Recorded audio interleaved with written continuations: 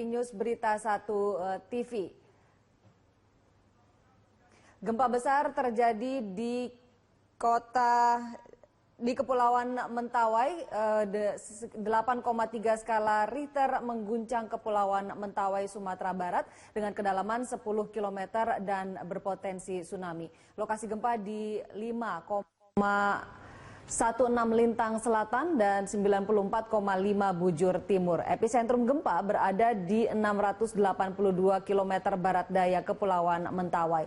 Gempa tersebut terjadi pada pukul 19:49 waktu Indonesia Barat.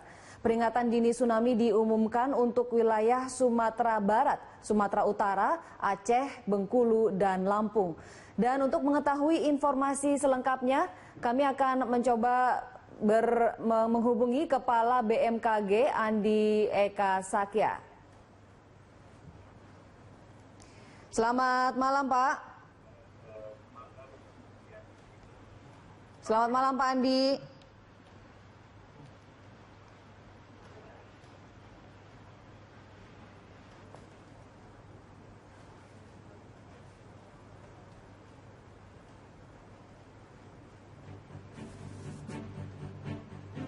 Selamat malam, Pak Andi.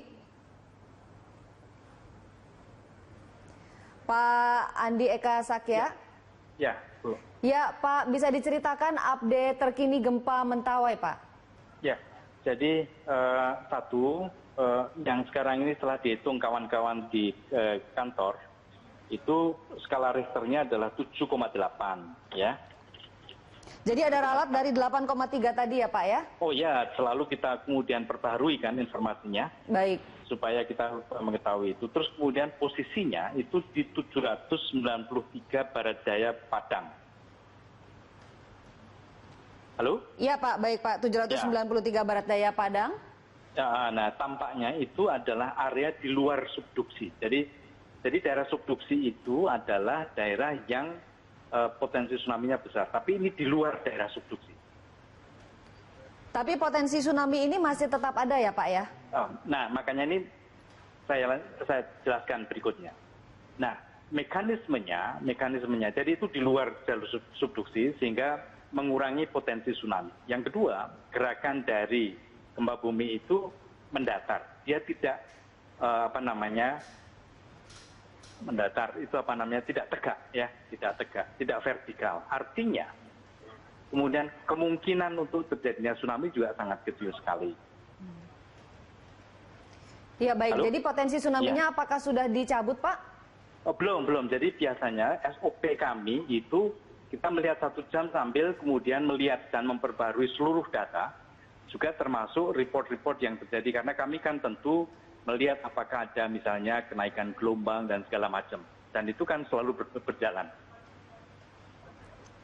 Kita lihat nanti sesudah 1 jam. Baik, Pak. Ini gempanya terjadi beberapa kali atau hanya sekali, Pak? Nah, biasanya gempa-gempa besar itu diikuti dengan peluruhan. Nah, peluruhan itu ditandai dengan gempa yang lebih kecil skala Richternya. Hingga saat ini, gempa sudah berapa kali terjadi, Pak? Apakah memang sudah ada gempa susulan yang terjadi? Saya belum melihat itu, ya, tetapi kawan-kawan di Jakarta, kebetulan saya masih di Aceh sekarang, kawan-kawan di Jakarta selalu akan mencatat dan nanti akan memperbarui informasi itu. Untuk gempa sebesar ini, berarti apakah masih memiliki potensi untuk gempa susulan, Pak? Ya, makanya itu gempa susulan itu kita sebut peluruan, ya, dan biasanya itu lebih kecil skala Richternya. Baik, ini artinya kita harus memberikan peringatan juga kepada publik untuk bersiap-siap begitu ya, Pak, ya? Ya, artinya kewaspadaan sih harus terus, ya kan? Biasanya ada kewaspadaan mesti harus terus kemudian kita lakukan, sementara kita memperbaharui informasi dan mencatat apakah ada misalnya tanda-tanda itu terjadi atau tidak. Tapi sementara ini perhitungan kami menyatakan bahwa less likely, gitu. Less likely itu kemungkinan terjadinya kecil. Gitu. Baik, Pak, ini wilayah yang terdampak atau berpotensi tsunami ini sampai saat ini karena statusnya masih belum dicabut, ini di mana saja, Pak, titik-titiknya? Ya, jadi ini kan di sebelah barat daya Padang 800 km. Jadi Kalau toh itu kemudian terjadi, maka gelombang itu akan menyebar di seluruh pantai barat Sumatera. Ini akan terdampak kemana saja, Pak? Bisa dijelaskan? Mungkin di daerah Sumatera Selatan, di Lampung ya, Lampung di sebelah barat, kemudian Bengkulu, kemudian Padang, kita akan lihat di sebelah barat Sumatera Utara dan pulau-pulau di sekitar itu.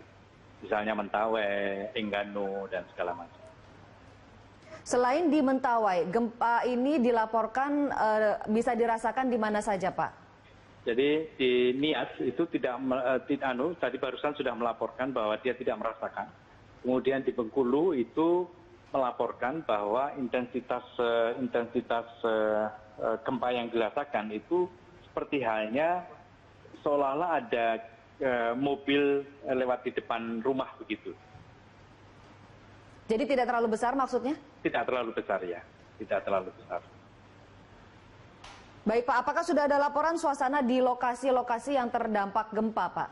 Ya, dari kerusakan itu belum ada satupun yang melaporkan itu dari kerusakan. Belum ada laporan kerusakan, tapi apakah bagaimana dengan listrik yang mati barangkali lalu kepanikan warga? Juga belum ada. Misalnya di Bengkulu barusan saya juga dapat informasi di Muko-Muko masyarakat merasa tetap tenang, di Bengkulu juga aman gitu ya. Baik Pak Andi, apakah ada satu hal yang bisa Anda sampaikan kepada publik Pak yang kebetulan menyaksikan berita satu TV terkait gempa yang dengan skala yang cukup besar ini Pak, 7,8 skala Richter? Ya, pertama tentu kewaspadaan penting ya. Jadi terus melihat update dari informasi kami, nanti akan diupdate oleh kawan-kawan dari Jakarta dan juga nanti dalam setiap kali 15 menit akan kita juga perbaharui. Dari segi prediksi kami dan juga perhitungan-perhitungan yang sudah dilakukan sampai saat ini, itu perkiraan terjadinya tsunami sangat-sangat kecil, walaupun kita tetap harus waspada. Dan oleh karenanya kawan-kawan atau masyarakat yang sekarang ini ada di pantai sebaiknya agak menjauh sedikit gitu. Ya Pak, ini kita tidak ingin tentu saja peristiwa yang terjadi di Aceh lalu terjadi. Nah, biasanya pasca gempa berapa lama kalau memang potensi tsunami ini ada, berapa lama tsunami bisa terjadi? Kalau kami melihat jaraknya itu dibutuhkan waktu 1 jam sampai di pantai Sumatera bagian barat. Baik Pak, tapi artinya hingga saat ini saat kita berbincang ini masih belum reda ya Pak ya, masih ada kemungkinan gempa susulan dan potensi tsunami pun masih belum dicabut. Ya. Kami begitu, dan juga sekarang ini kawan-kawan masih terus memonitor baik itu di Nias, kemudian di Bolga, terus kemudian di Bengkulu, di Padang, kemudian di Luwu di daerah Lampung, kemudian di Tangerang, ini semua juga memonitor dan kemudian melaporkan ke Jakarta dan nanti kemudian itu membantu kami untuk memperbaiki perakiraan-perakiraan yang sekarang ini diseminasikan. Baik Pak, ada kanal-kanal yang bisa menjadi rujukan Pak kalau misalnya masyarakat ingin mendapatkan informasi terkini?